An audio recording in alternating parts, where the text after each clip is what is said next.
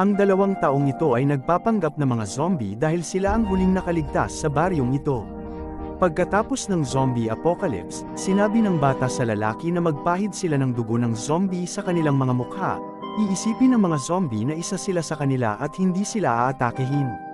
Paglabas nila, isang zombie na babae ang lumapit sa lalaki at inamoy siya. Hindi siya umatake dahil naamoy niya ang dugo ng zombie sa mukha nito. Feeling confident, ang lalaki ay nagsimulang gumawa ng lahat ng uri ng pinalaking mukha ng zombie na talagang bentang-benta sa pag-acting. Hindi niya alam na pinagmamasdan siya ng Zombie King. Ang kanyang acting sa simula ay nakumbinsi ang hari na siya ay talagang isang zombie, ngunit pagkatapos ay napansin ng hari ang batang lalaki na nakatayo pa rin. Kaya tumalon siya at lumapit sa bata. Dahan-dahan niyang iniinspeksyon ang bata at dinilaan pa ang leeg nito para masuri ang dugo.